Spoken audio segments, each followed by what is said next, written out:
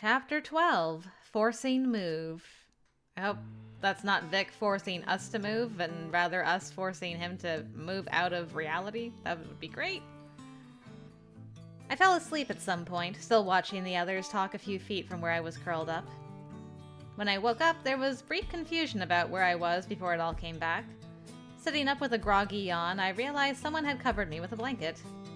Rory was curled up a little further on the long sofa I was on, and Vale was also curled up sleeping on a cushioned ledge in front of a bookshelf across the room. Eretz and Neil were still at the central table area looking at some kind of holo display. I assumed Neil was still trying to break through the communications blackout. At first, I didn't see Locke and Quill, but realized they were in the next room, still watching what I assumed were media reports. How long did I sleep? With a slight stretch, I stood. Eretz looked my way and gave me a worried smile, but didn't speak. Neil didn't look up from what he was doing, hands flying across the display on the top of the table as he worked. Deciding not to interrupt them, I covered Rory with my blanket and stepped into the other room to see what Locke and Quill were up to. Quill was standing with one arm crossed in front of his body, his other elbow resting on it as he held a mug of what I assumed was coffee. I joined them, sliding an arm around Quill's waist as I moved to his side. He didn't glance my way, but still leaned into me. Dong. Feel better? I guess I didn't quite realize how tired I was. You worked hard to get us here.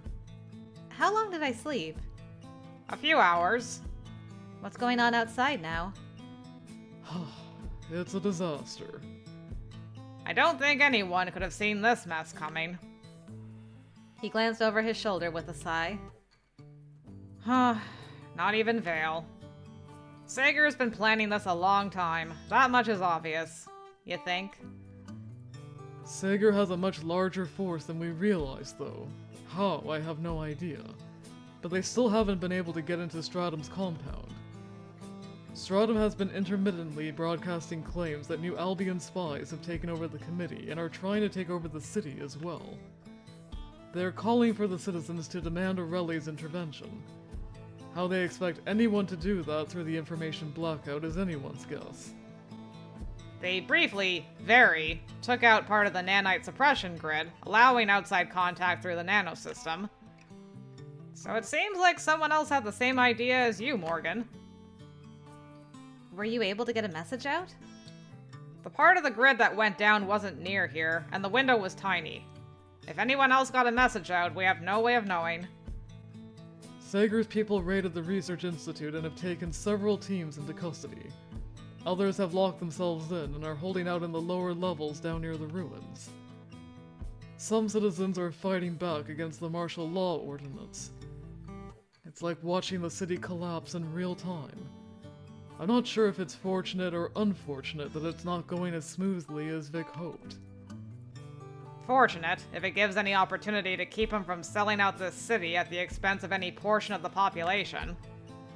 Neil has broken through the barrier a couple of times, just enough to get snatches of data in, and we're pretty sure the situation has leaked to Aureli somehow. It's likely someone got out before the borders shut, but we're not sure what Aureli is planning, if anything. At this point, Nisa becoming a publicly recognized dome seems like it may be the only way to avoid a complete and total collapse. I agree. Sager seems to be in reaction mode right now because he expected a takeover to go smoothly, and he wasn't expecting all this.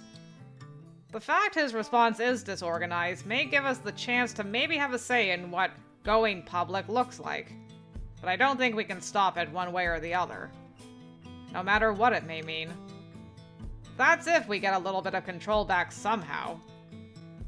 If we can reveal the truth, along with the fact that New Albion might have had a hand in this disaster, it should at least make it difficult for them to contest our right to be here. If they were willing to recognize the city when it meant getting their hands into illicit research material, they should recognize it even if they can't. But given the nature of our evidence, we might not be able to make a strong case for it. Most of what we have is rumor, not provable fact. Even if we can cast only a little doubt on them, I think it'll help. But you're right, of course. Maybe it's time to consider asking for more than just Aureli's help. Even mere rumors of Esper experimentation will force Endgame to investigate. In return for our information, maybe they'll be willing to negotiate a favorable stance regarding Nisa's population. And they'd be better equipped to help regain full control of the city and sort through the truth to find out what really happened. And hold people properly accountable. Otherwise, it's just us. And 7 people won't get far against Sager's officers. I still don't understand you, of all people, wanting to drag Endgame into this.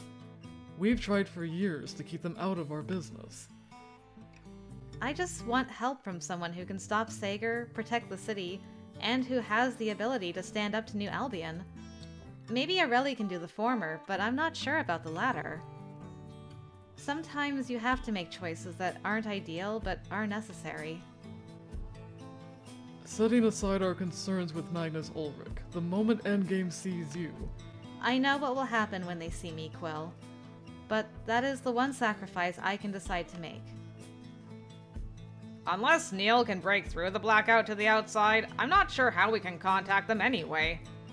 Normally, their bishops might be aware of a city falling into chaos like this. But not with our reverse net system. I'm sure Sager was counting on that.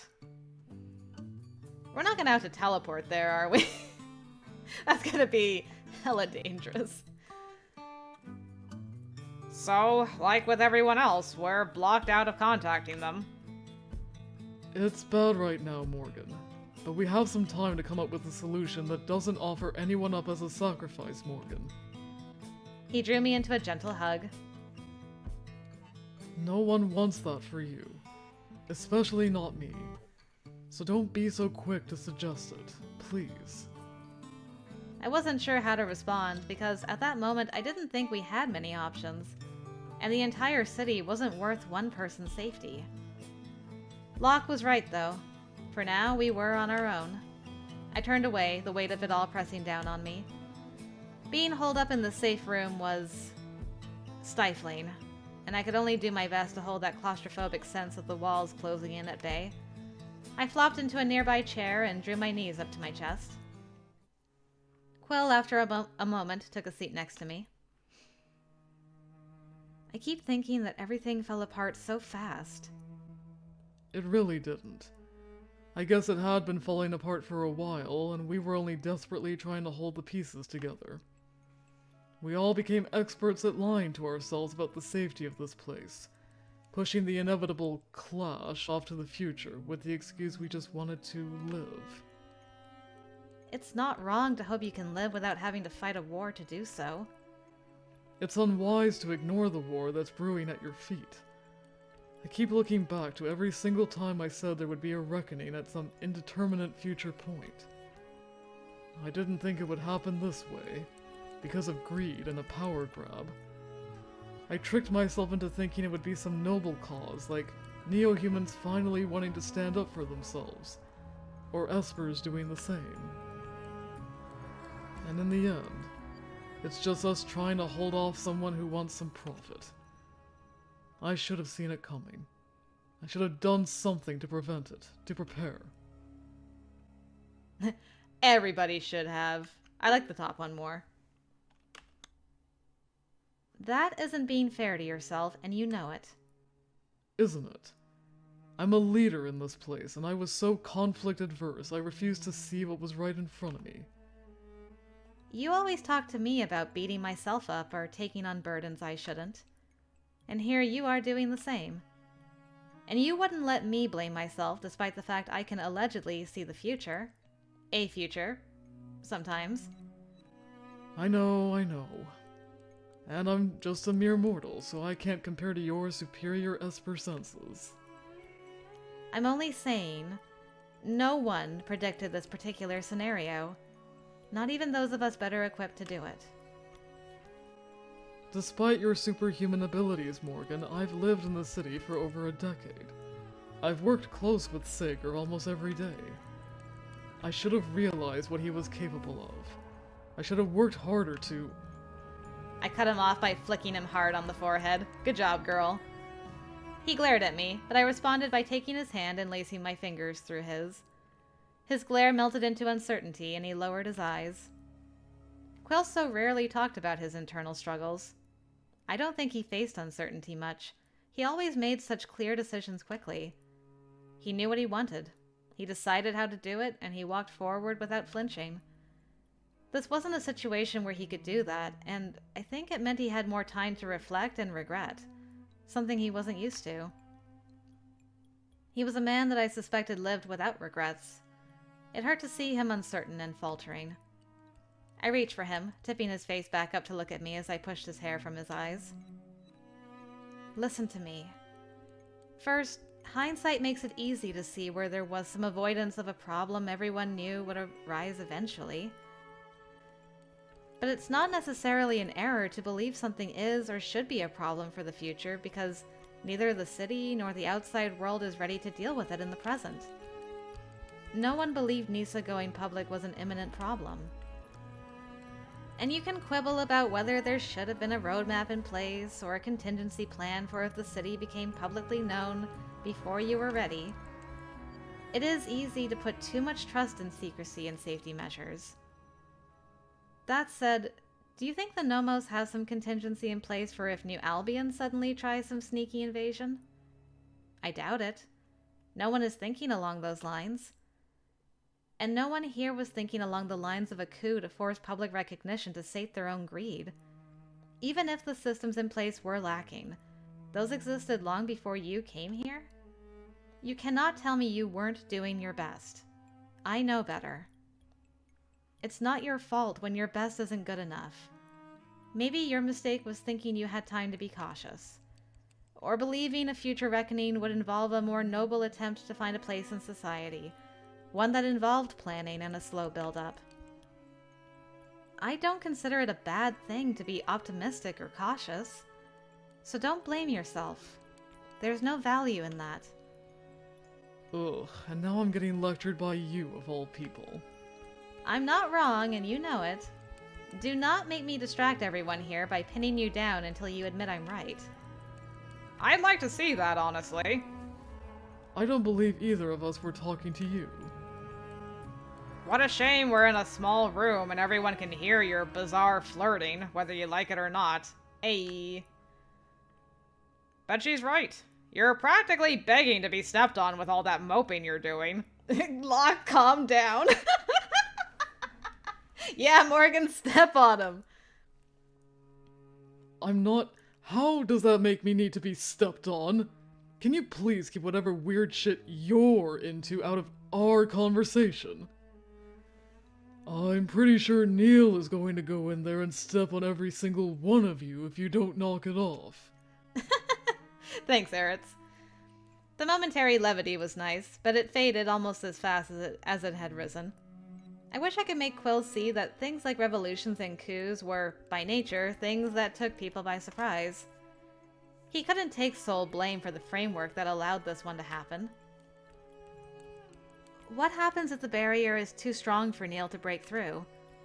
At what point do we admit we can't do much from where we are? I can teleport at least some of us outside the city.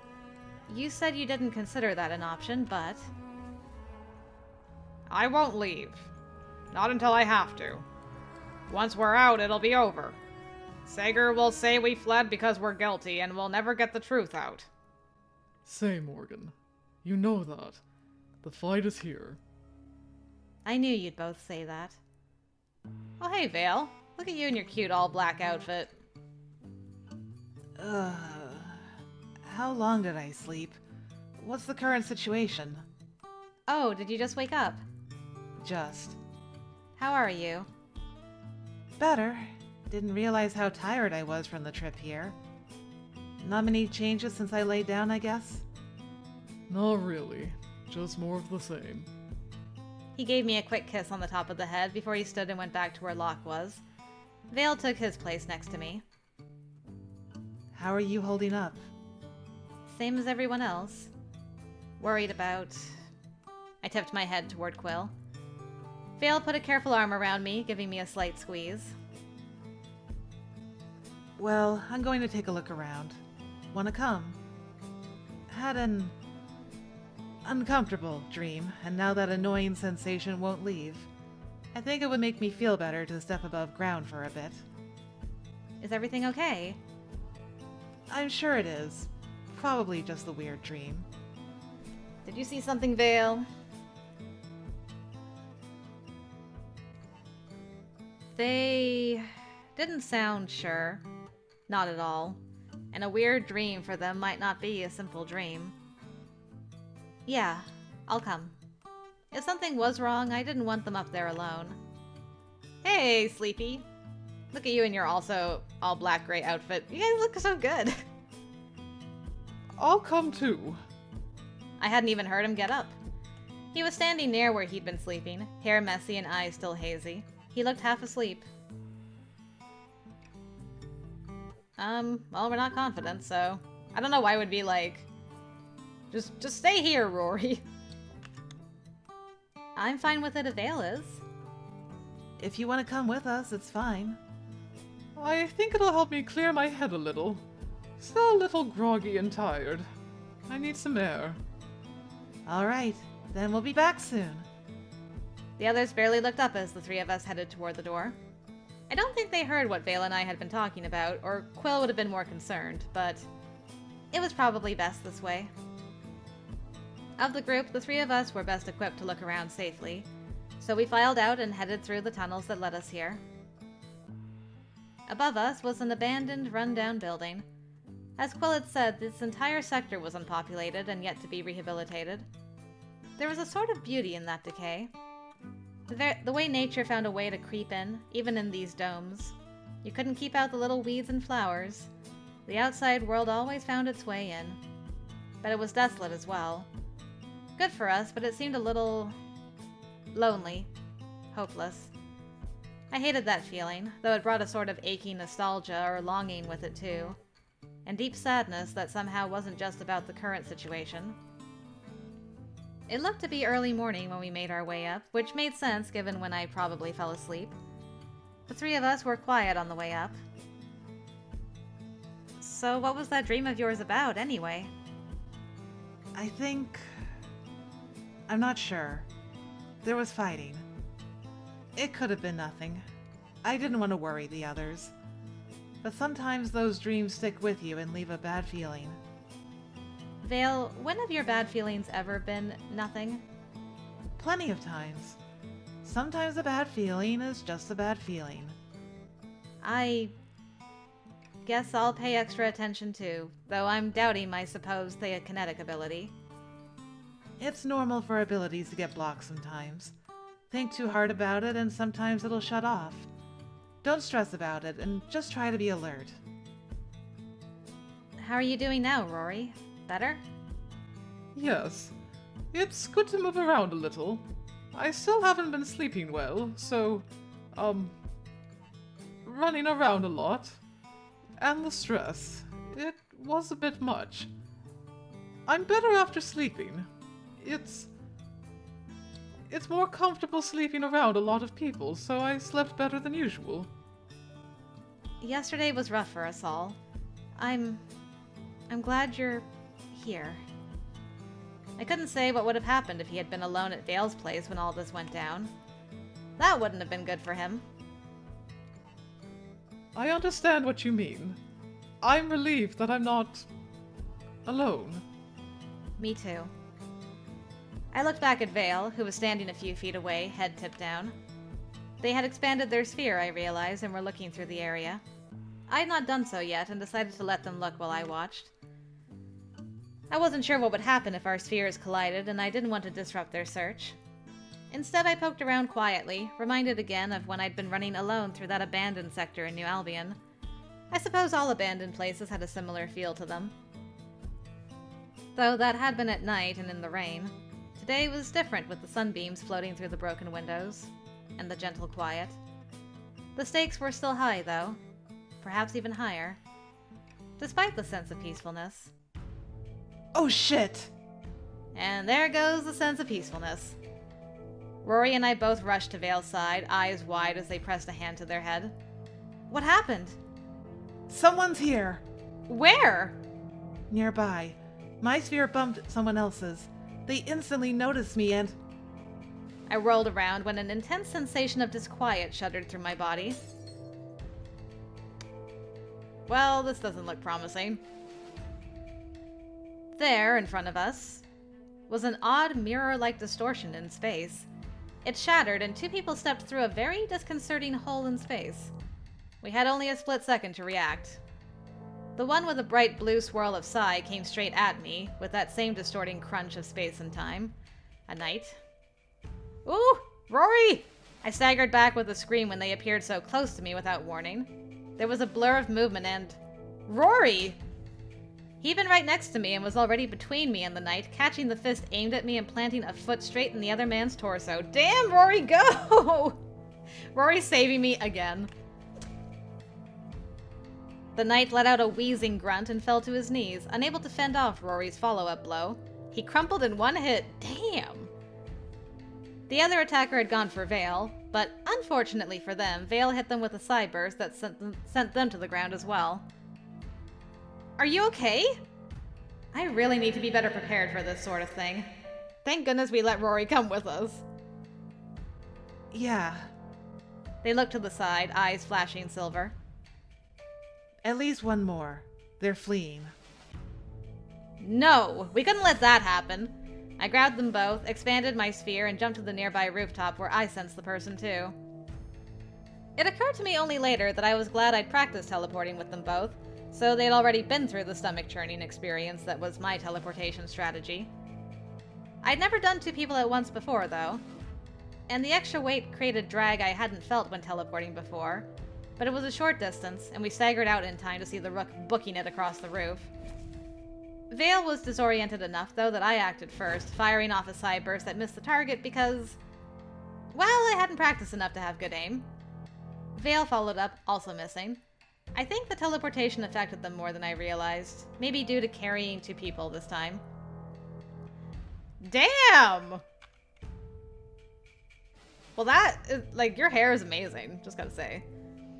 I teleported myself to the target because we couldn't let her reach the edge of the building. I had a feeling she'd vault herself to the next rooftop or ground, and we couldn't chase this lady through the entire sector. I imagine you were the one we found in the, flat that day, possibly. We had to stop her now. I was not a fighter, though. I was well aware of that. So the only thing I could try to do was tackle the woman and hope the others would back me up before I got hurt. I essentially dove out of, I don't know, the mini wormhole I was creating and slammed into her. We went down in a painful heap, and before I could do anything else, she wrestled me off her and was on top of me with her hands around my throat. My air supply cut off alarmingly, for a split second anyway. Then her entire body jolted and she went slack. The air was crushed out of my lungs when she slumped onto me, but I shoved her away and wriggled from under her as Vale and Rory rushed to me. That must have been a psi burst. Well, that was about how I'd expect a fight to go with professionals versus an office assistant, a student, and a school teacher. Vale let out a half-amused and half-worried laugh. Are you okay? No, but we should get back to the other two before they wake up. Yeah. A short while later, we had the three intruders piled up next to each other. Rory found some old bits of polystrip that he was able to bend into restraints for two of them. The knight was the problem, of course. How did you restrain someone that could teleport? In a word, you couldn't. Vale had tried to induce a state of deep sleep in the already unconscious knight by initiating what they described as a sort of mental barrier to keep him from waking. Mental attacks like that were their forte, but they still weren't sure it would work. Or for how long. So I suppose we can assume someone is snooping around the safe house location for renegades? Looks like it. I'm surprised anyone else even remembers them, but they may have just exhausted all other locations. There aren't many places we could hide for this long. Not sure they thought they'd find us in particular, given they were pretty woefully unprepared to deal with 3 ranked Espers. To be fair, no one knows a queen rank is here. Anyone who has paid attention knows you're at least a bishop. And depending on their outside sources, it's possible they've put it together who you are. Maybe. But we both know that, despite my rank, I've come this far on sheer luck. It isn't luck. You're more capable than you think you are. If you couldn't teleport or were a little slower... Very true. Without you, we'd have lost that one. Without both of you as well. You really saved me back there, Rory. Thank you. Yeah. You're welcome. Okay. Well, I guess we have to get these three down to the safe house. And we have to let the others know we're out of time. Because when these three don't report back, someone is going to assume something here prevented it, and they'll converge on this place with more people than we can handle this time. Alright, let's go. We got the 3 intruders down to the safe house with us, with some teleportation and some lifting and carrying. Of course, everyone was alarmed when we showed back up and told them what happened, though by that time there wasn't anything they could do to help. The worst of it was over for now, but there would be even worse than that heading our way soon. Do we know for sure they were here looking for us and they aren't just stragglers taking shelter here? Going by the sniper gun and the fact they teleported to us to attack, I'd say it's pretty certain they're not innocent stragglers we beat up for fun. But as you can see, they're all a bit unconscious. We didn't have much chance to question them on specifics. We're just lucky we managed to subdue them. I guess we can assume Sager. I didn't think he even knew about this place. Well, there are records identifying most of the old safe house locations. He might be systematically going through them on the off chance we retreated to one. I hope so, Locke. I hope it's not you or somebody else feeding him info, because I'll be upsetty spaghetti. What do we do now? I don't think we have time to wait for Neil to break through this barrier. He's almost there, but it could still be a while. Even if we lock down this area, if they show up with more people and launch a full-on assault to get in, we can't hold them off. At this point, without some kind of outside help, we're screwed. We can try to relocate, but...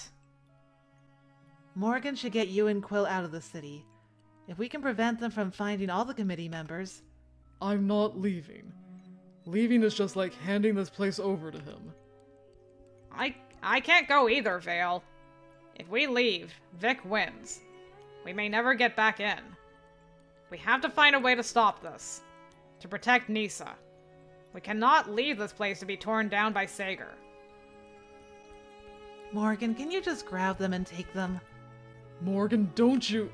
I'm not going to take you without consent. I've been there. I'm not doing it to someone else. I can't. Against my will, tears stung my eyes. Because Quill refused to leave, but staying in Nisa... What could he do here? Just sacrifice himself? I turned away, palms against my eyes, frustrated I was crying like this. But once I started, I knew it was going to be impossible to stop. Morgan, Just... stop. Give me a minute. This is a lot, and I'm scared and angry and frustrated, and I just need a minute. They were all silent as I struggled to regain my composure. There was a soft rustle behind me before Quill's warmth and arms were around me. His face pressed against my shoulder. I'm sorry, Morgan. I'm so sorry. I clenched my jaw hard to try to keep from losing it right then. My throat was so tight it was difficult to speak. If you don't want to leave, our options are pretty limited. We can all turn ourselves in and deal with the consequences, or there's only one other option that comes to mind. Morgan. Nothing you suggest can be worse than handing ourselves to Sager and letting him win. What did you have in mind? I gently pushed Quill away and turned to the others.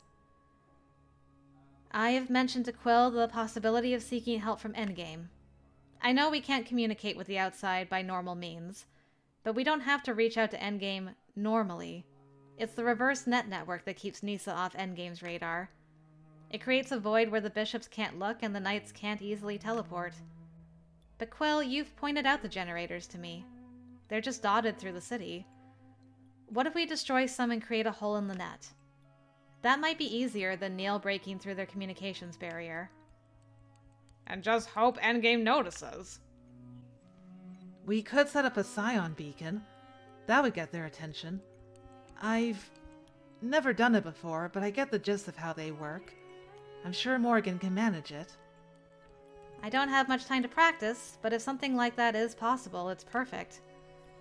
I'd never heard of that before, but the name sounded similar to what I wanted to try anyway. Create a large enough size signature they wouldn't be able to help noticing. I don't think you should. Quill, stop. Our options are limited, and we're all talking about acceptable risk and sacrifice. We have to think outside the box, and if retreat isn't an option, I don't see many other ways we can get help. We are desperate here, and this is about Nisa's survival. She's right. I hadn't thought of doing something like this, but it's the only way we have to potentially communicate with the outside. Morgan can teleport outside, but what we need is a way to get help in. With Morgan's Psi, I imagine she can create a beacon that will get instant notice from Endgame. It's not a bad plan if you intend to somehow stay and fight back. If we do get Endgame's attention, I'm not sure they'll get here in time. I think if we get their attention in a dramatic enough fashion, they'll get here faster than you think. They have a legion of knights at their disposal. They can be here in minutes if they want. And we don't need Endgame to show up with an entire army to turn the tide. She's right. If we can get their attention, even a small scout team will be enough to throw Vic's people into chaos. All we need is for them to get their foot in. It'll change everything. And if we can create a big enough fuss, we might distract Sager from this place as well. So the two of you are going to take on Sager's forces alone? I said I'll go too. Oh great, the three of you then. I feel so much better. Someone has to stop the tug of war for control, or else we risk losing Nisa altogether. We are at the point of last resort, Quill. I nodded to the others and motioned for them to give us just a few minutes as I pulled Quill away. Morgan, what you're suggesting is so dangerous. You'll be throwing yourself in harm's way. You are not a soldier. I know that better than anyone, but I'll have Vale and Rory with me. None of you are trained or prepared to go up against armed officers. I get it. A violent coup isn't something any of us has training for. But we're here. We have to do something.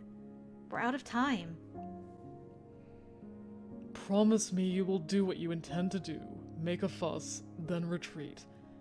Get back here, or somewhere safe, even if it's out of the city. Please retreat if you have to. Of course. I'm more worried about what will happen if anyone finds you here. In the worst case, there's a back door exit so we can try to flee. Just because someone knows we're in this area doesn't mean they know the exact location or how to get in.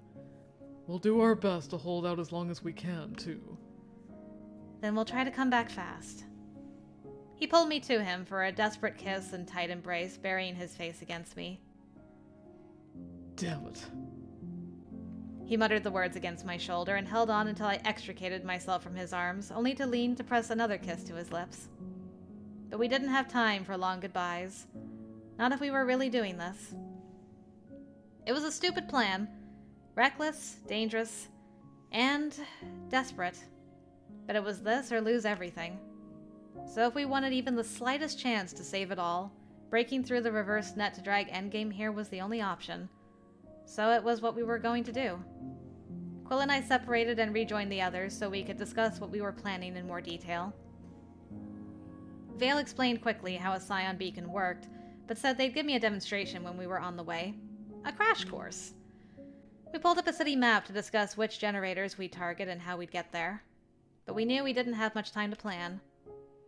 University did not prepare one for coups and rebellions, but at this point I had to focus on the task at hand, no matter how terrifying. And as for what would happen if we succeeded, that I would have to worry about if we got to that point. For now, It was just about survival. Mine, my loved ones, Nisa, everyone.